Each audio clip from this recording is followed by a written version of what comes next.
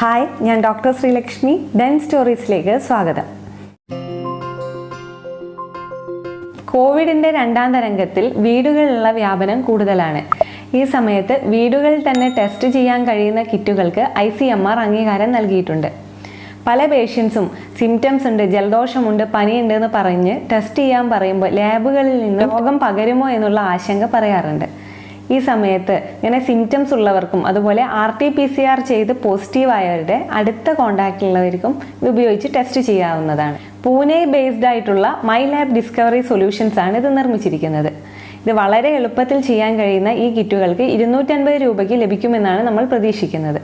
ഈ കിറ്റിനുള്ളിൽ ഒരു prefilled extraction tube, ഒരു ടെസ്റ്റ് കാർഡ്, ഒരു ബയോഹസാർഡ് ബാഗ്, ഒരു സ്റ്റെറൈൽ നാസൽ സ്വാബ് എന്നിവ ഉണ്ടായിരിക്കും. ഗൂഗിൾ പ്ലേ സ്റ്റോറിൽ നിന്നോ ആപ്പിൾ സ്റ്റോറിൽ നിന്നോ MYLAB COVISELF ആപ്പ് ഡൗൺലോഡ് ചെയ്യുക.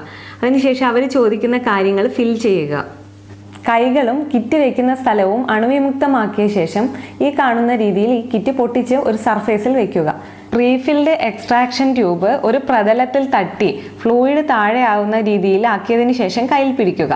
അതിനുശേഷം ഈ നാസൽ സ്വാബ് നമ്മൾ എടുക്കുന്ന ഭാഗം, അതായത് കോട്ടനുള്ള ഭാഗം ടച്ച് ചെയ്യാത്ത രീതിയിൽ എടുത്ത് മൂക്കിലേക്ക് വെക്കുകയും ഒരു 4 സെൻറ്റിമീറ്റർ ഉള്ളിലോട്ട് പോയിട്ട് ഒരു 5 വട്ടം 2 മൂക്കിലും തിരിക്കാം. അതിനുശേഷം ഇതെടുത്തിട്ട് ഈ പ്രീഫിൽഡ് എക്സ്ട്രാക്ഷൻ ട്യൂബിൽ വെച്ചിട്ട് നല്ല രീതിയിൽ മിക്സ് ചെയ്യുക.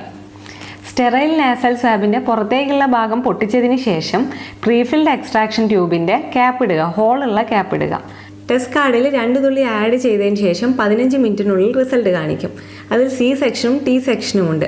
Cയിൽ മാത്രമാണ് ലൈൻ വന്നതെങ്കിൽ അത് നെഗറ്റീവാണ്. Cയിലും Tയിലും ലൈൻ വന്നെങ്കിൽ അത് പോസിറ്റീവാണ്. എന്നാൽ രണ്ടിലും ലൈൻ വന്നില്ലെങ്കിൽ അത് ഇൻവാലിഡ് ആണ്. അതുപോലെ 20 മിനിറ്റ് കഴിഞ്ഞിട്ടും ലൈനൊന്നും വന്നില്ലെങ്കിലും ആ റിസൾട്ട് ഇൻവാലിഡ് ആണ്. 15 മിനിറ്റ് കഴിഞ്ഞാൽ ആപ്പ് സ്ട്രിപ്പിൻ്റെ ഫോട്ടോ ചോദിക്കും. അത് കഴിഞ്ഞാൽ ആപ്പ് അത് പോസിറ്റീവാണോ നെഗറ്റീവാണോ എന്നുള്ള റിസൾട്ട് നമുക്ക് തരും. വൈറസിൻ്റെ ലോഡ് കുറവുള്ള സമയത്ത് ഈ ആൻറ്റിജൻ ടെസ്റ്റ് നെഗറ്റീവ് കാണിക്കാൻ സാധ്യതയുണ്ട്.